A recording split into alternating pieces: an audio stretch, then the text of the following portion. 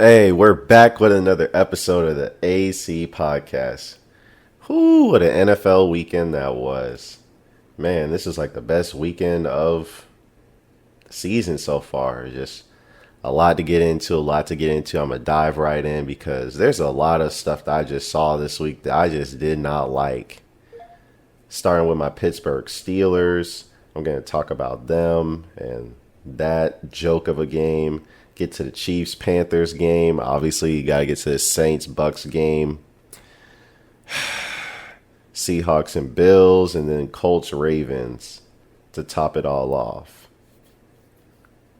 And now I wanted to talk a little bit about the Cardinals game.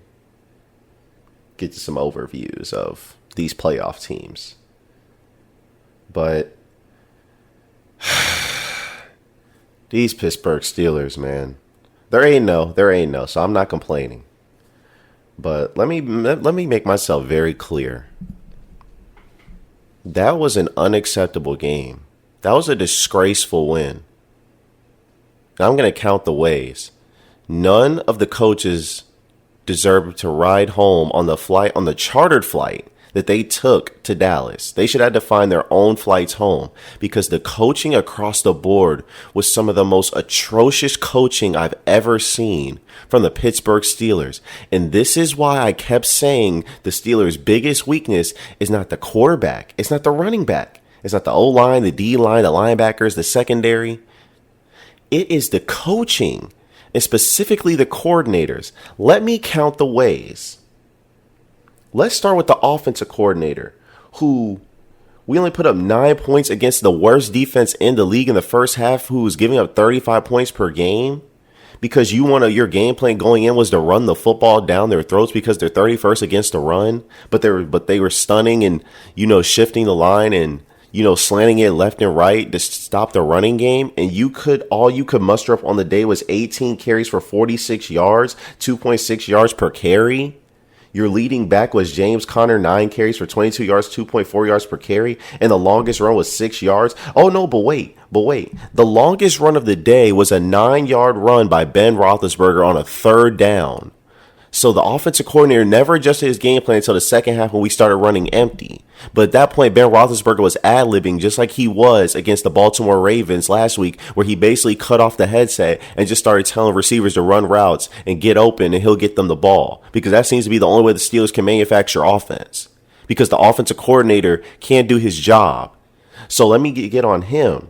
In that silly 4th and 1 where he tries to run it up the middle, not even with James Conner, you try to run up the middle with a speed back. So now let me get to the defensive coordinator and his mishaps. This guy would not have a job if it was not for Minkah Fitzpatrick. The Steelers' defense the first 2 games of the season against the Patriots and the Seahawks in 2019 was one of the worst defenses in the league. And Minkah Fitzpatrick came over and saved everyone's job because nobody was playing good on that defense last year until Minkah Fitzpatrick came. So let's just make that clear. And Minkah Fitzpatrick was the defensive player of the game on the defensive side of the ball because this guy got an interception. He recovered a fumble. He had the game sealing a pass breakup. But the defensive coordinator, I just for the life of me don't understand this. And this is something the Steelers can control. This isn't something. It's like I just don't know what they were watching on film. The Dallas Cowboys come out in 11 personnel. For those who don't know that, that's 3 receivers, 1 running back, 1 tight end out of shotgun. And for whatever reason, the Steelers are matching that personnel with base personnel, and they're flexing out TJ Watt and Bud Dupree, the best edge rush duo in the league. They're flexing them out in coverage. And so on the Cowboys' only touchdown of the game, guess who's guarding CeeDee Lamb? TJ Watt, who's supposed to be rushing the passer. They're putting linebackers on receivers routinely. And I just don't get it. And so the defensive coordinator, that was a disgrace. Then we get to the special teams. On a punt return, these guys let the Cowboys return it 64 yards to the other direct and throw it to the other side of the field to some guy, and he runs 64 yards. And then not only that, but they get a penalty after we score a touchdown. And what happens? The Steelers pooch kick it so they could pin the Cowboys within the 10, and they let this guy run it back 70 yards. So special teams coordinator, he was no good. And then we get to Mike T, and I cannot defend this foolishness by Mike Tomlin. I just can't. Congratulations on being, the most winningest African American head coach. But I cannot defend this nonsense by Mike Tomlin. I'm sorry. I can't. There's about 30, 40 seconds left in the game. Steelers got the ball back. All they need is a first down to ice the game. Cowboys got no timeouts. You can kick the field goal and go up by 8, or you can run a play and get the first down, game over. I don't have a problem with the Steelers going for it. I don't have a problem because Chris Boswell missed a kick. Then they got a false start, and then he made the kick. Other kick got blocked. It was all over the place with the kicking game today. So I don't have a problem with the Steelers going for it. But my problem is they were discombobulated. There's only 7 seconds on the play clock, and they're rushing up to the line to run a play. And, of course, James Conner got stopped. But that's not my issue. Call a timeout and find a play that you like, that you want on 4th and 1, and put the ball in Ben Roethlisberger's hands. Ben Roethlisberger in the game. Ben Roethlisberger is the only reason you won this game on the offensive side of the football. Because he got hurt in the game. He left at before halftime, got shot up with something clearly because he was walking fine when he came out the locker room. And he saved this game. Because without Ben Roethlisberger, the Steelers are nothing. We saw it last year. The same amount of games that the Steelers won last year without Ben Roethlisberger is the same amount of games they've won right now. And they're undefeated instead of 8-8. They're undefeated. They're 8-0. And that's all because of Ben Roethlisberger. Make no mistake about it. Ben Roethlisberger may not be one of the top 5 quarterbacks in the league, but he's still one of the best quarterbacks in the league. And we see what this team looks like with Mason Rudolph at quarterback. He is not good. He is a scrub. He cannot play. I'm sorry. I don't even need to detail the ways, but he can't play. No offense to his career. But Ben Roethlisberger in this game was 29 of 42 for 306 yards and 3 touchdowns. So why not put the ball in his hands on 4th and 1, go empty, because that's what was working for you all game. The Cowboys could not stop it. They don't have any corners, any linebackers, any safeties that can stop Deontay Johnson, Chase Claypool, Juju Smith-Schuster, James Washington, Eric Ebron, Vance McDonald. They didn't have anybody who could stop any of those guys. That should have been an easy 4th and 1, go empty to pick up. So we got problems with Mike T because he went for it and they didn't get it. And then the Cowboys got close up to where they could throw a Hail Mary shot. Luckily, they didn't get it. But it was unacceptable on so many fronts. The coaching was just unacceptable. It was unacceptable. It's indefensible. It's egregious. It was disgusting to watch. It was one of the worst games I've ever seen in a win for the Pittsburgh Steelers. It was one of the worst. You would think we lost the way I'm talking about this team right now. That was unacceptable. Now, I get it. The Steelers have beaten winning teams over the past few months. They beat the 5-0 Titans. They beat the 1-loss Ravens last week. They beat the 1-loss Cleveland Browns the week before, beat them, smacked them down. But I'm not discrediting none of that. The Steelers deserve to be 8-0, rightfully so. They've won close games, so I'm going to give them credit. They know how to close games. They win close games. They clearly can blow teams out when they need to. But on Sunday, they just look flagrantly unprepared. Sloppy. I don't know what they were watching as far as film on the Dallas Cowboys, like I just detailed. It was just terrible coaching across the board. The only reason this game was saved is because of Minkah Fitzpatrick and Ben Roethlisberger. And because the Steelers, when they didn't drop Bud Dupree and TJ Watt in the coverage, they're lucky that they got home to save the day as far as getting pressure out to the quarterback. That's the only reason the Steelers won this game. Other than that, no one else gets credit for me. Not the coaching, no one.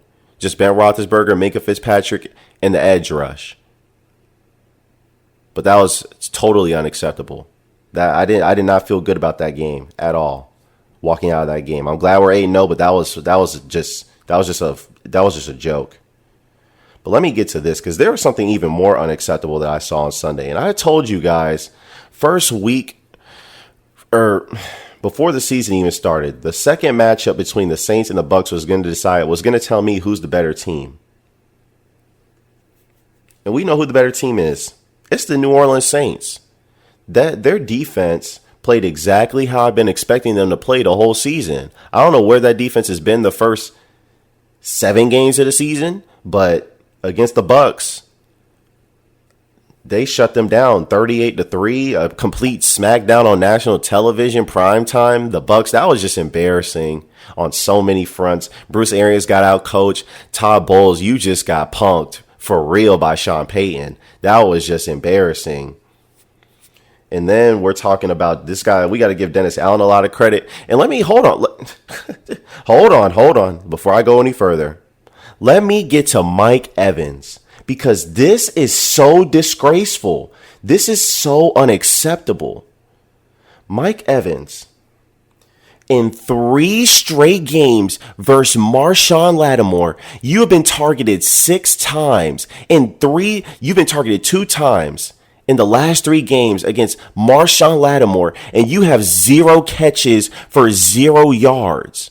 You are not a top 5 receiver. You cry about flags way too much, and you get shut down against Marshawn Lattimore every year. You are not a top 5 receiver. You're top 10. I'll give you your respect. Your resume, I can't question it.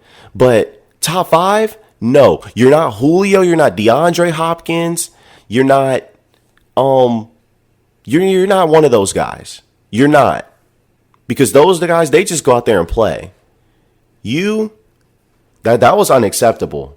You have 4 catches for 64 yards, but none of those were against Marshawn Lattimore. So we don't care. Empty numbers anyways. And the Bucs, they only ran it 5 times for 8 yards, and one of those, it was just a kneel down. It was a disgrace. It was just embarrassing. Tom threw 3 interceptions. It was bad decision making. Just getting flustered by the rush. Marcus Davenport, these boys, Hickert or Hendrickson or Hendricks, whatever his name is, Cameron Jordan, obviously. You're just looking at this stuff, and then Drew Brees, he just picked them apart. The Todd Bowles, it was the secondary, it was just a nightmare for them. They were just getting picked apart in the secondary by Drew Brees. Jared Cook was all over them. Alvin Kamara. Drew Brees, just a 98.9 QBR, 4 touchdowns, and then Tom Brady, a 3.8 QBR. What an atrocious game. Ugh. Show me everything I need to know. For whatever reason, the Saints just match up with the Bucs. For whatever reason, I don't get it. I thought the Bucs have the better QB. They have the better, wide receiver core. They have the better, I'll give the edge to the offensive line, to the Saints. Better D-line, I say it's about the same. Linebacking core, obviously Devin White and Levante David. And then secondary, the New Orleans Saints hadn't played up to their potential. But if they play up to that potential, their secondary is better than the Bucs. But I still like Antoine Winfield, Carlton Davis. Jamel Dean's been good most of the season, even though he's played out some bad film against the Giants, and then he got roasted by the Saints. But I like Jamel Dean. Sean Murphy-Bunting, he's okay. Jordan Whitehead and these boys, I like them. But Todd Bowles, my goodness. This wasn't even a game. You couldn't get a stop at all. It was 28-0 at halftime. It was embarrassing to watch.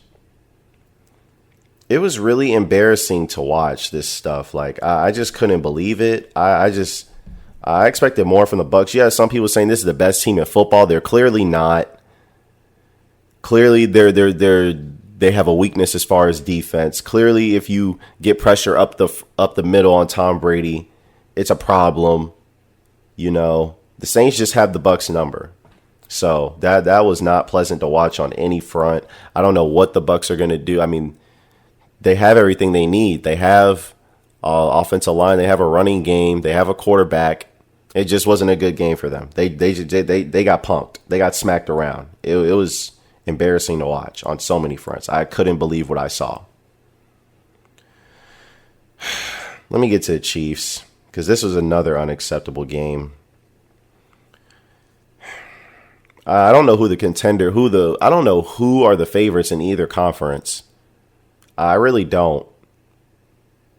The Chiefs have to be the best team of football still, because they won the Super Bowl, number one. Number two, they have the best quarterback in the league, number 15, who can, erase any sins, apparently. because this Chiefs defense, man, how did you give up 31 to the Teddy Bridgewater-led Carolina Panthers? This was some of the worst. You were getting scorched. Your linebackers, they are just terrible. I mean, I get Christian McCaffrey's the best back in the league, other than maybe Dalvin Cook. It's a toss-up between those two. But 10 receptions for 82 yards. This guy's just coming off injury for Christian McCaffrey. And then you let him run another 18 carries for 69 yards and a touchdown. Give me a break. Steve Spagnuolo. Where is the defense at 31? Patrick Mahomes had to have a virtuoso game just to eke this one out by 2 points. He had to go 30 of 45, 372 yards, 4 touchdowns, no interceptions, only took 1 sack. Your running game was non-existent. Your leading rusher was 5 carries for 14 yards. Le'Veon Bell, 4 carries for 8 yards. He's giving you nothing. That was a waste of a signing so far. 2 yards per carry. You're looking at these receiving numbers. I mean, Travis Kelce and Tyreek Hill. You know, Travis Kelce had 10 receptions for 159 yards, and then Tyreek Hill 9 receptions for 113 yards and 2 touchdowns. But this was embarrassing for the Chiefs defense. Their linebacking core is suspect. It's highly suspect against the run and the pass. They can be had. And then you look at their secondary. Daniel Sorensen, he's good, he's versatile, but he's also a weak part as well. He can be had. And you're letting Teddy Bridgewater throw for 300 yards on you? This was some unacceptable stuff I saw from the contenders this past week. This was embarrassing. I just don't know what the Chiefs were doing. It was hard to watch to see what they were doing as far as defense, their pass rush. It was, it was abysmal. You let them go. I mean, you had a good third down percentage, 7 of 16 on third down, but you let them go 3 of 3 on fourth down, and they ran more plays than you, 76 to 58. Like, I just can't fathom they outrushed you 104 to 30. And they were 4-4 in the red zone. And they had time of possession 38 minutes to 22. Chiefs got a lot of work to do, man, as far as their defense, as far as, just a lot of things. That was unacceptable. That was embarrassing. I don't even want to talk about that anymore. I don't even want to talk about that anymore. But let me keep moving along because I saw another contender get beat down. The Seattle Seahawks, they're frauds.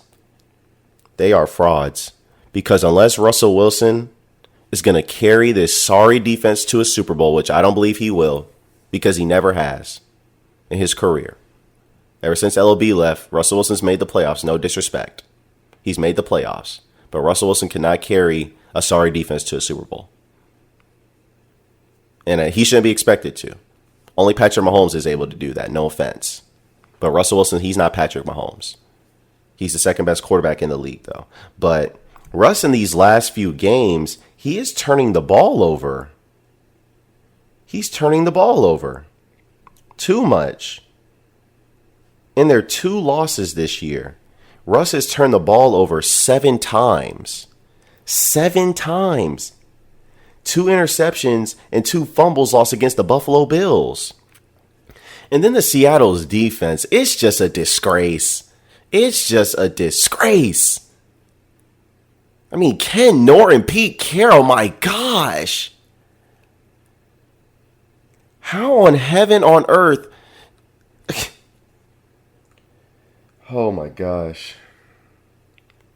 There is no way in heaven or hell that you should be giving up 44 points to the Buffalo Bills, who abandoned the running game completely and were just throwing it all over you. It was just an aerial assault on your defense, and you had Jamal Adams back. I just don't get it. Let me look at these numbers. This is just appalling to me. Appalling. This is appalling stuff, man. This is no good. This is no good. Josh Allen threw for 415 yards on you. 11 yards per attempt. 11 yards per attempt, 3 touchdowns. Stephon Diggs, 9 receptions for 118 yards. John Brown, 8 for 99. The Seahawks defense, it's atrocious. And I, for the life of me, don't understand. Well, I do understand why. They have no pass rush. The Seahawks have no offensive line, so it's literally Russ ad-libbing everything, and they have no pass rush. No pass rush whatsoever. Now, they got Carlos Dunlap, but there's a reason they got him for a 6th-round pick. He's okay. He's nice. He's easily their best defensive lineman, but that's not saying much because their other defensive linemen aren't good. They have Bobby Wagner and KJ Wright in the linebacking core. That's good. They got Shaq Griffin. They got Quandre Diggs. They got Trey Flowers. You got Jamal Adams in the secondary. So you should have a good defense. But for whatever reason, the Seahawks defense, it is one of the worst in the league. It's atrocious. I mean, when you look at their defense, it's just appalling, this stuff. You just look at this stuff. They've given up in every game almost 25 points, except against the Dolphins. They only gave up 23. But against the Falcons, they gave up 25. Against the Patriots, they gave up 30. Against the Cowboys, they gave up 31. Against the Vikings, they gave up 26. Against the Cardinals, they gave up 37. Against the 49ers, they gave up 27. And then against the Bills, you gave up 44. Some of your 2 losses, you gave up 37 and 44. That's not Super Bowl contender worthy stuff. You're not getting anything with that. That's going to get you bounced down the wild card of the 2nd round. So that's no good. The Seahawks, they're just... Russ is not going to be able to save the day every time. They're going to have to find different ways to win. The only way the Seahawks can win is on Russell's shoulders, throwing the ball. Other than that, their running game is okay, but it's not anything to write home about right now. Their running backs are injured across the board. And they can't win with their defense because their defense is not good. It's atrocious. And for the life of me, I don't understand why, because they have good personnel. Let me get to this Ravens Colts. You know, I'd really like the Colts a lot more if they had a better quarterback. I'm just going to keep it all the way 100. Colts defense is averaging giving up 17.6 points per game. And I like this guy, Michael Pittman. Let me give him some credit. He looks like he can be a number 1 receiver. I don't know why the Colts didn't feature him more in the offense. I mean, look, what 4 for 56 yards? They should have targeted him a lot more. Only 7 targets. He should have been targeted a lot more. But Phillip Rivers, this is 5.3 yards per attempt. An interception that shouldn't, forget the interception. It shouldn't have been an interception. But this game, it was just no good. 33.6 QBR. The running game. I just don't see enough from the Colts offensive line as far as the running game is concerned. Maybe that's because every team's loading up against their running game and their offensive line because they know they want to make Phillip Rivers beat them. And Phillip Rivers, he just can't do it. Baltimore Ravens, they didn't do anything special in this game. They didn't do anything special. They averaged 2.9 yards per carry. 38 attempts for 110 yards. That's good that's good Colts defense as far as I'm concerned. 3 yards per attempt against the Baltimore Ravens, who lead the league in rushing. And then Lamar Jackson, you held him to 170 yards, 19-23. Their leading receiver was Nick Boyle, four receptions for 46 yards. And you forced a fumble as well. So I just feel bad for the Colts. They have a Super Bowl caliber roster everywhere else except they don't have a quarterback. It just boils down to that. The Colts, their defense is legit. Arguably, it's one of the best in the league, like I just detailed. They got an offense. They got the best offensive line in the league to me. They got running backs. They got receivers. They got tight ends. You got defensive line, second pass rush, linebackers, and a secondary. The only thing you don't have is a competent quarterback. That's the only thing you don't have. And now they're on a short week. They got to go and play Tennessee. Who knows who's going to win that game, because I'm not sold on Tennessee at all. But I just feel bad for the Colts. If you're a Colts fan, I feel bad for you, because if you had a quarterback, you'd be a legit contender to me. You'd be a legit contender if you had an elite quarterback. That's why I'm saying the Colts, they have to find a way to get one of these quarterbacks in this upcoming draft. They got to find a way to trade up or something and get Trey Lance, Justin Fields, Trevor Lawrence. I mean, there's Zach Wilson. He's planted his name in that quarterback race. And then Kyle Trask as well. So there's going to be, no shortage of quarterbacks for teams who need them. But the Colts, they got to find a quarterback, because Phillip Rivers, he's not going to get you there. He's shown that. No offense to him, but there's a reason he's got 11 kids, because he's used to going home every offseason after the season's over, after the 16th game. He's used to going home and making babies rather than playing playoff games. So there's that. But I can't really peel much from this game. Baltimore 6-2, Indianapolis is 5-3. Short week on Thursday, play the Tennessee Titans. I don't know who's going to win that game. I'd hope Phillip Rivers can scorch their defense, because their third down defense is the worst in the league. But we never know with Phillip Rivers. We don't know what we're going to get from week to week. It's just too inconsistent. You just can't rely upon it. But I feel bad for this Colts defense, because they got youth, athleticism, speed, aggression. They can take the ball away. They got everything you want in a defense, and they're just going to go to waste this season, unfortunately, because Phillip Rivers, he's just not the guy at quarterback. He's just not. He's a stopgap. So there's that. And then let's talk about this Dolphins-Cardinals game a little bit.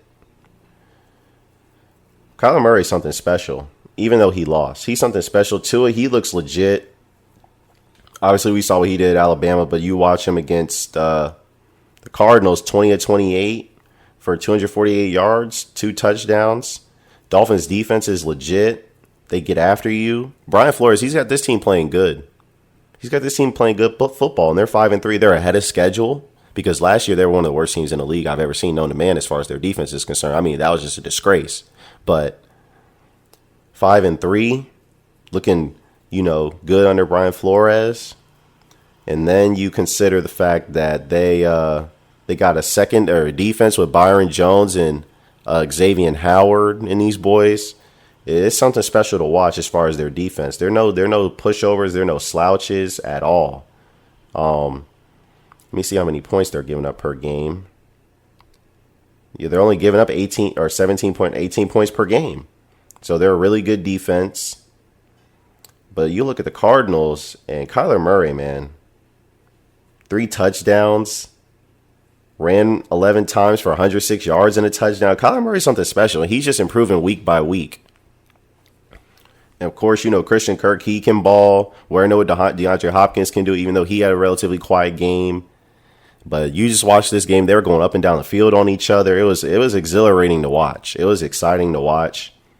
And this is the future of the NFL for sure. So there's no doubt about that. But the Cardinals defense, it's nothing to write home about. These guys, I mean, you had film on too, and you gave up 34 to him. It's just unacceptable. They're averaging giving up 20 points per game, but that was just no good if you're the Arizona Cardinals as far as your defense is concerned. That was very, very disheartening for sure. But overall, we saw a lot of things, from contenders this week. I don't know what to make of all this stuff. The NFC, you got the Bucs beat up on the Packers. The Packers beat the Saints. The Saints beat up on the Bucs. Then you look at the NFC East. No one has a chance of contending in that division. You look at the Rams. If you push their offense off schedule, they look like one of the worst teams in the league at any point, like they did against the Dolphins when they got beat down. What a disgrace. Then you look at the Cardinals. Their defense can be had from time to time, and I'd say they're the biggest threat in the NFC, but they don't have Chandler Jones. Vance Joseph is willing to, blitz, but yeah, if they had Chandler Jones, I feel better about their defense. I mean, I know they're only giving up 20 a game, but Their defense is good, but it's not, I don't know if it's Super Bowl caliber, but maybe it doesn't have to be with Kyler Murray. But that's the other thing I don't trust is the fact that they don't have any playoff experience. Cliff Kingsbury only coached in one bowl game in his entire college coaching career, and then Kyler Murray's never been to the playoffs. So, I got to pump the brakes on them. I like their future and their potential, but right now, yeah, I'm just not sold right now on the Cardinals. I like them, but as far as playoffs, I don't know just yet.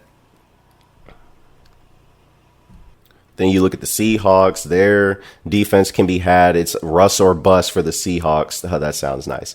Yeah, it's Russ or bust for the Seattle Seahawks because their defense is unreliable. Their running back room is beat up right now. So they're they can be had. Then you look at the Bucs. Obviously, their defense is a weak spot still. Their secondary, IT clearly stated that. And then, Todd Bowles with his heavy blitz scheme, he doesn't know how to dial it back. He blitzed Drew Brees on 40% of his dropbacks, and Drew Brees just picked him apart. So that's no good. So you look at that. That's just no good.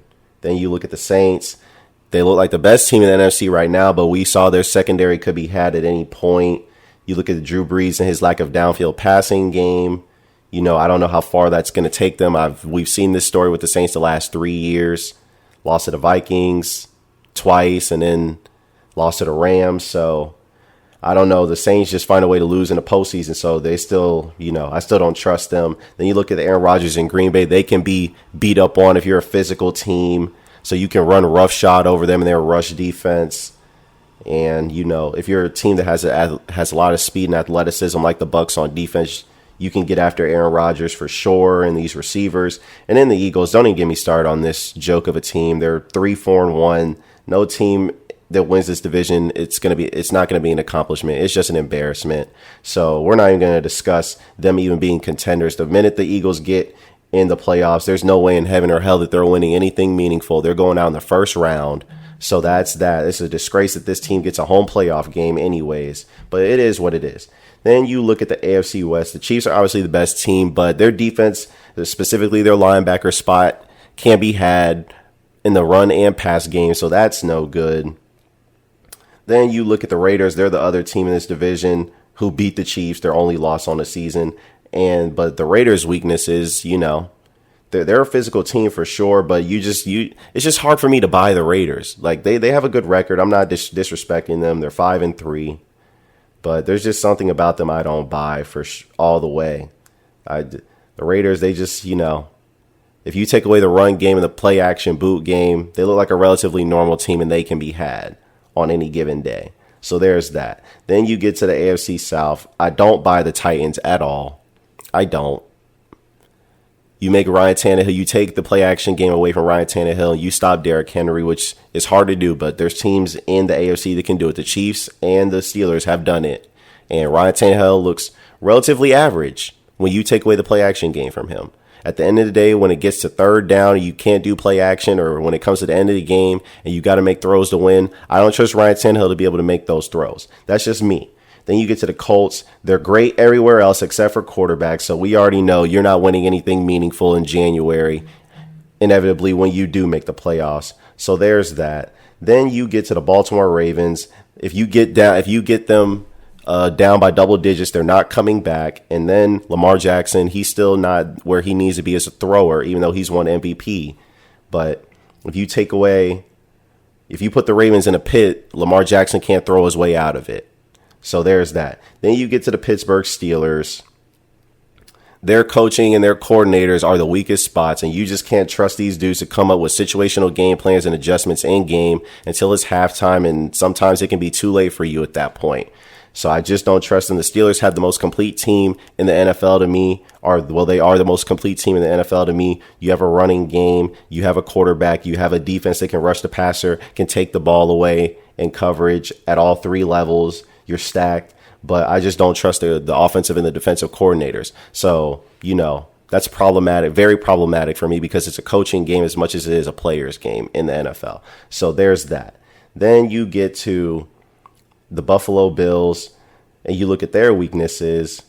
They have no running game at all. And yeah, that's about it. They don't have a running game, so I don't trust that. And then they've just been inconsistent. The Buffalo Bills, they've been really, really inconsistent. They struggled against the Chiefs, struggled for the latter part against the Jets. So, they're just not as impressive as they were the first few games of the season. They've got some high quality wins, and they struggled against the Patriots too. But they beat the Rams, so I give them credit for that and whatnot. But overall, I just need to see more from the Buffalo Bills. Josh Allen looks great this season, no doubt about it. But their running game, and as far as them, having some more decisive wins and whatnot, I'm just not sold on them completely. But they're still a good team. And then you look at the other team that could come out this division, the Dolphins. And I'll go back to the Browns too and their weaknesses. But the Dolphins, obviously, they're a young team, lack of experience. Obviously, Brian Flores was on Bill Belichick's staff when they won a Super Bowl, when they shut down the Rams, obviously, in that Super Bowl. But Tua, this is his first season starting, so there's not really any expectations for them to do anything. So anything they do, if they go to the playoffs and if they do something in the playoffs, it's just icing. It's not really necessary at this juncture. Like I said, the Dolphins are ahead of schedule, and that's great news for Dolphins fans because I know I got some of those people. I know I got some Dolphins listeners, but yeah, when you look at the Dolphins, they play defense great. They get after your quarterback. They got some decent weapons, but I don't trust their weapons on the outside that much. They need some better weaponry. Offensive line, it's not that great. So the Dolphins can be had at certain spots as well, and they lack experience just like the Cardinals do. But their future is bright. And then you look at the Cleveland Browns, another team that, is a playoff contender in this in the AFC. You just don't trust Baker Mayfield. He relies on the running game, and just like the Tennessee Titans, you take the running game away from Baker Mayfield, just like Ryan Tannehill, you take the running game away, and Baker Mayfield looks relatively average, and that's not going to win you playoff games. But the Browns, they have everything else. They have a running game. They have an offensive line. They have a defense. They have Myles Garrett, who's one of the best edge rushers in football. Got one of the best young corners in the league, and Denzel Ward. Got safeties. Good defense. So Browns can do some things, but at the end of the day, it's going to come down to Baker making throws, and I don't believe he can make those throws consistently. So I don't trust that. So I just kind of outlined everyone's weaknesses as far as the playoff contenders are concerned. Because that's what I see so far through 8-9 games of the season, and we'll see where that takes us. But